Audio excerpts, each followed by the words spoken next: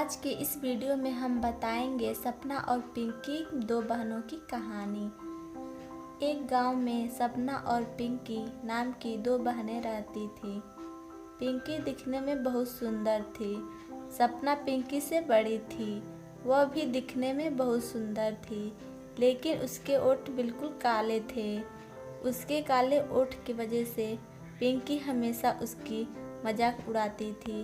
वे दोनों अपने mummy papa के साथ रहते थे। उनकी मम्मी भी सपना के ऐसे ओठ की वजह से बहुत परेशान रहती थी। ऐसे ही एक दिन घर में पिंकी सपना की मजाक उड़ा रही थी। सपना, तेरे ओठ क्यों काले हैं?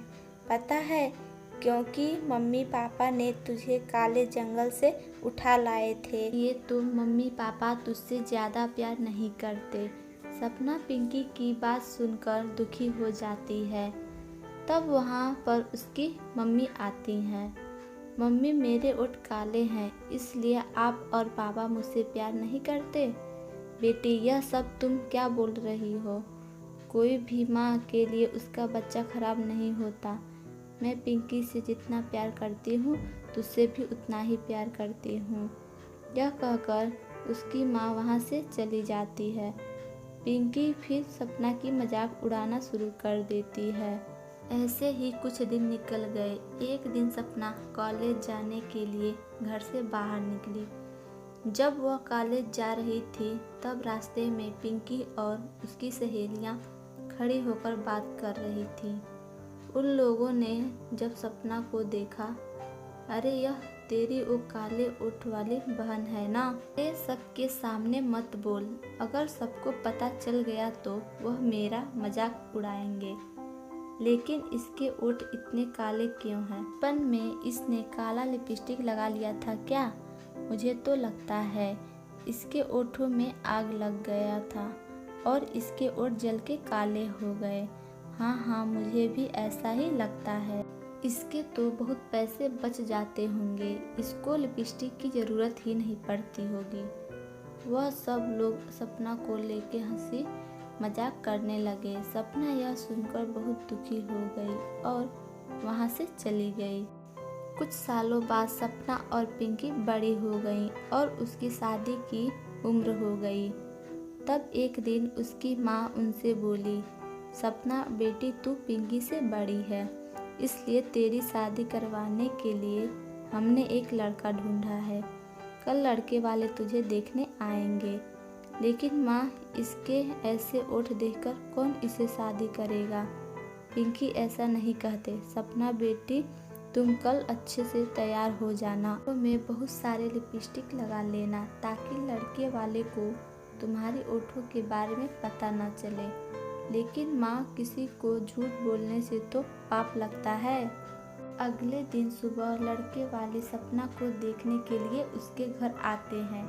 जैसे ही सपना बाहर आई, उसको देखकर लड़के की माँ बोली, अरे छी, इसके ओठ तो बिल्कुल काले हैं। नहीं, इसने कल गलती से खराब लिपस्टिक लगा लिए थे, तब से इसके ओठ ऐसे ही हो गए। आप फिक्र मत कीजिए, इसके ओठ बिल्कुल लाल हैं।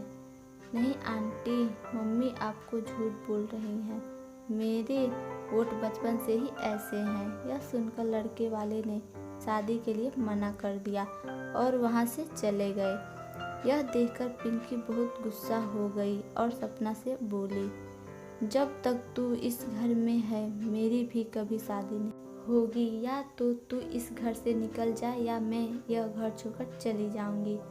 पिंकी की बात सुनकर सपना बहुत दुखी होकर घर से बाहर चली गई। चलते चलते वह एक जंगल के पास पहुंच गई। उस जंगल के पास से जा रही थी, तब उसे बूढ़ी औरत दिखाई दी। उनकी हालत बहुत खराब थी और वह कुएं के पास पानी निकालने की कोशिश कर रही थी। क्या हुआ दादी, आप यहाँ पर क्या कर रही हो? बेटी, मुझे बहुत प्यास लगी है।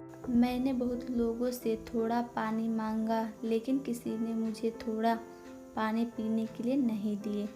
लेकिन अब इस कुएं के सामने क्या कर रही हो? मैं बहुत देर से इस कुएं से पानी निकालने की कोशिश कर रही हूँ, पर मुझसे नहीं हो पा रहा है। क्या तुम मेरी मदद करोगी? हाँ दादी, क्यों नहीं, आप इधर आइए, मैं पानी निकाल रही हूँ। यह कहकर सपना उस कुएं से पानी निकाल कर उस बूढ़ी औरत को पीने के लिए देती है। पानी पीने के बाद उसकी हालत ठीक हो जाती है तो वह सपना से कहती है, बेटी, तुमने पानी पिलाकर मेरी जान बचाई है। मैंने बहुत लोगों से मदद मांगा था लेकिन किसी ने मेरी मदद नहीं की। तुम्हारी दिल बहुत साफ है और तुम दूसरों की दर्द को समझती हो, इसलिए मैं तुम्हें कुछ देना चाहती हूँ। यह कहकर वह दादी अपने हाथ आगे करती है और उस जगह पर लिपस्टिक की बारिश होने लगती है। सपना यह देख चौंक जाती है। तब वह दादी उससे कहती है, बेटी, अब कोई एक लिपस्टिक उठाकर तुम अपने ओठों पर लगा लो, फिर देखना तुम्हारे ओठ सबसे सुंदर हो जाएंगे, फिर तुम्हें कोई नहीं बोल पाएगा। उसके बाद सपना जैसे ही लिपस्टिक अपने ओठों पर लगाती है, उसके ओठ बिल्कुल लाल हो जाते हैं। वो अपने ओठों को देखकर बहुत खुश हो जाती है और वह खुशी से नाचने लगती है। वहाँ से अपने घर वापस चली गई। जैसे ही वो घर जाती है, उसके लाल ओठ देखकर सब लोग हैरान हो जाते हैं। तूने क्या किया? तेरे ओठ कैसे इतने सुंदर हो गए? सपना ने अपने माँ को सब कुछ बताया।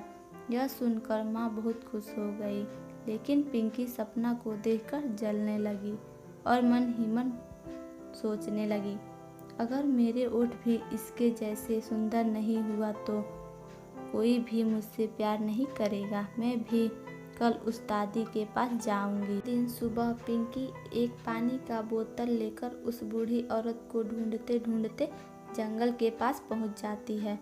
तब उसे वह बूढ़ी औरत मिल जाती है। तब पिंकी उनसे कहती है, ये लीजिए, मैं आपके लिए पानी लेकर आई हूँ। अब मेरे लिए जादुई लिपस्टिक की बारिश करवा दो। बारिश की कोई ज़रूरत नहीं है, मुझे पता था तुम आओगी, इसीलिए मैंने तुम्हारे लिए पहले से लिपस्टिक रखा है। तुम ये लो। पिंकी उनसे लिपस्टिक लेके अपने ओठों में लगा लेती है और उनके ओठ कोयला जैसे काले हो जाते हैं। यह देखकर वो औरत हंसने लगती है। तुमने मेरे साथ ऐसा क्यों किया? क्योंकि तुमको अपने खूबसूरती का बहुत घमंड है और दूसरों के कमियों का मजाक उड़ाने में तुमको मज़ा आता है। अब तुम्हें पता चलेगा, जब कोई तुम्हारा मजाक उड़ाएगा तब कैसा लगेगा। मुझे माफ़ कर दीजिए, मैं कभी किसी का मजाक नहीं उड़ाऊंगी। मुझे अपनी गलती का एहसास हो गया। अच्छा ठीक है, मैं तुम्हें माफ़ कर देती हूँ, लेकिन अगले 1 साल तक तुम्हारे ओठ ऐसे ही रहेंगे। ऐसे कहते ही वह बूढ़ी औरत जिन के रूप में आती है और बताती है कि वह एक जादुई जिन है, और ऐसा कहते ही वह पास में बने तालाब में आती है। पिंकी घर आकर सपना से माफ़ी मांगती है। वीडियो को लाइक और चैनल को सब्सक्राइब जरूर करें।